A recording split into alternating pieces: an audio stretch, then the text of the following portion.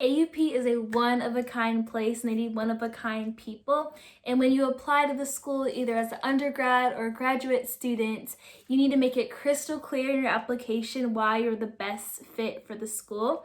And here's how you go about doing that from a current grad student.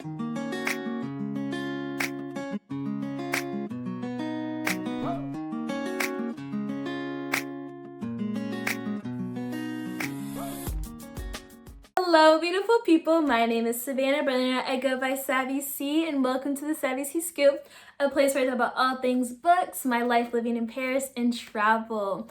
I've lived in Paris for just over a month now, and I'm here studying for my master's in global communications from the American University of Paris, and I'm loving every moment of it. I applied to AUP on March 17th, which was my first full day of quarantine. I got in June 9th, and things have just gone so quickly and happened as life does, but I've loved every moment of it and would make that decision again and again. And I want to help others who are thinking about applying to AUP, whether as an undergrad or a graduate student, to do so. I say go for it. And so there are 7 parts of the AUP application, regardless of what program you're applying to, and so here are just some tips and tricks and things that I did in my application, which will hopefully help you get your acceptance to AUP as well. First up, we have the online application form. This is just simple, basic, to the point. AUP just wants to see what type of student you are. If you're an undergrad student, it will be a €50 processing fee through the AUP portal, or just a $50 processing fee through Common App. And then for my fellow grad students, it is €75 for a processing fee. You are willing, you have to pay euros because this is an international school. They are based in Paris. So there will be an additional charge potentially wherever you are in the world applying to this. I know for me as an American, it ended up being $81 US dollars versus the €75. So keep that in mind. Also, when you're applying with this application form, be sure to use the email address that you actively check. So don't use something from undergrad or something that you've had since like 5th, 6th grade. Use an active email address that you'll have before, during, and after the application process. Next up, part number 2 is the personal statement. Personal statements are a huge part of your application. They are a chance and an opportunity to give AUP a snapshot of who you are in your own voice on your own terms. For undergrads, this is a 650-word statement where you get to choose from a list of prompts, and then you'll also have a supplemental essay of 300 words where you just align yourself with the AUP mission statement and just connect to what you want.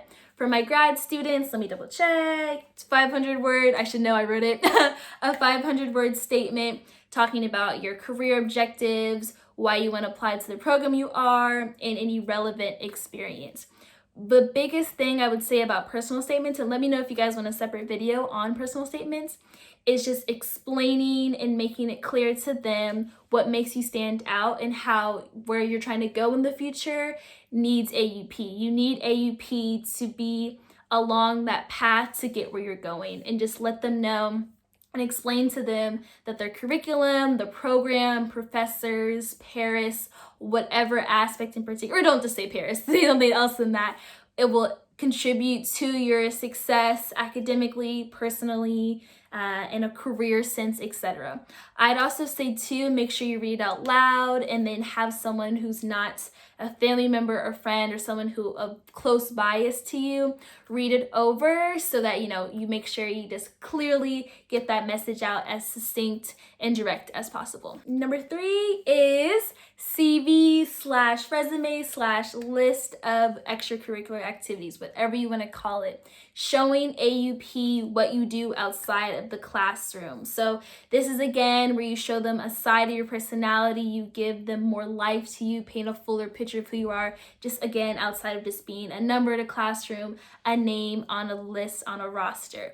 For grad students, they say up to 5 years of when you're applying, and then for undergrads, they want your past 3 years. So mention high school, mention any job references, any club experiences, etc. But during this time, don't let imposter syndrome get to you. Don't think, oh, I'm not in, honor society. Oh, I'm not and on this varsity team. Oh, I'm not doing that. Whatever you have, whatever makes you you, whatever you're passionate about, whatever you're thinking in class, like, oh, like, what time is it? Like, come on, the pressure going on and on and on. You're excited to go to, talk about that, list that. I don't care if that's a job you work, maybe you babysit, maybe you're the oldest of 4 siblings and you have to do whatever makes you you outside the classroom. Mention that, talk about that, and just connect it again back to your overall mission, goal, statement, and who you are as a student and why you want to go to AUP. Number 4, 2 letters of recommendation. Now, this is something I would say it is 4th on the list of 7, but should be the first in the sense of time-sensitive things. Since you are relying on 2 other people to get an online form emailed to them, they fill out the letter and send it back, I say do this one first. AUP for both undergrad and grad students require at least 1 professor, 1 teacher, someone who taught you in an academic setting to be one of those letters, so that you have to get that right off the bat. Try to get that as soon as possible, and then you need another letter. For both the teacher academic side that's required and the other letter, I really advise you get someone who's seen you in 2+ environments. So for me, for my 2 letters, one was a French teacher who was also the advisor of this thing we had at my school, Le Table Française. We had like a weekly speaking hour in French, so you got to see me in and out of the classroom in a French setting. And then my other letter was a former boss that I had for about 1.5 years, and she got to see me in a work setting where I was working for social media for the writing center at my undergrad at Baylor. And so they got to speak on different aspects of my character, my work ethic, what I was like outside the classroom, in and out of the classroom, and again, just painting a further picture. Just let that person just, sit back, just brag about you a little bit. Sometimes you really look out and the recommender would like you to write the letter for them, or they ask you to fill out a form. Do that as soon as possible. You really looked out, but get that in as soon as possible. And make sure you have a solid relationship when you ask them. Don't just go off and wing it. Like, make sure you have a relationship with them. They'll speak highly of you and will help you, get in. Number 5, official transcripts. So just a list of your course curriculum over the years, over your past academic record leading up to AUP. For undergrads and graduate students who have not yet finished your degree, finished your diploma, it's okay. You can apply without that. You just have to re-upload your final transcripts once that degree is completed, so don't let that deter you. For transfer students and homeschool students, for transfers, you need to make sure you have an individual transcript from each college or university you attended previously. And then for homeschool students, just have a detailed list of your curriculum and then a verified letter from either someone in the state, Department of Education, etc., verifying the legitimacy of your curriculum. And then 2, I would note as a tip for grad students, do this right away, just so that your undergrad institution, especially if you've been out for several years, reach out to them with ample time, like how you would for the letters of recommendation, so that you have ample time to get that back since you're waiting on someone else to get to AUP. Number 6, English language test. Now, it is the American University of Paris. It is in Paris. It is in a deeply rooted in French culture, right next to the Eiffel Tower, basically in the 7th arrondissement. But it is an American school, founded by Americans, right? Yeah, founded by Americans. So classes are taught in English, curriculum, homework will be in English, and they need you to make sure that you are at a proficiency at a level that you'll keep up in classes, that you won't get behind in classes. Number 7, last but certainly not least, standardized test scores. Got some good news for you though, because this is kind of a bummer.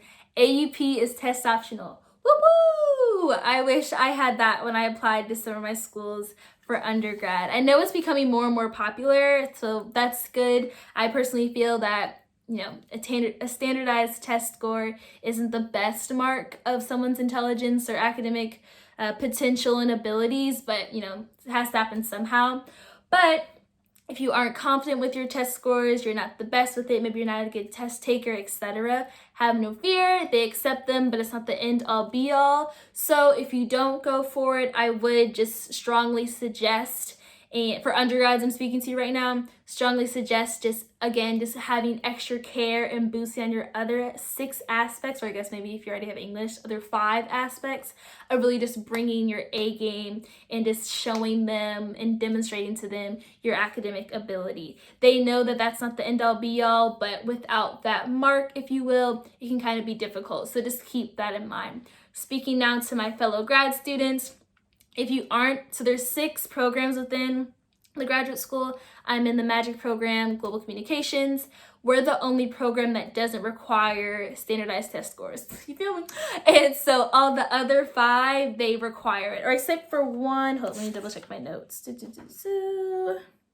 The International Management Program, the GRE and the GMAT is recommended, basically required. So 5 with the asterisk of international management. So just keep that in mind. Again, get those test scores in early as you can. If you're thinking about it now, get those books now, get that, those Kaplan, Princeton Review, whatever is out there now. Start those practice questions now so that you're comfortable with that test taking and you just knock that out one time and don't have to worry about it again. That's all I got for you today. Thank you so much for watching to the end.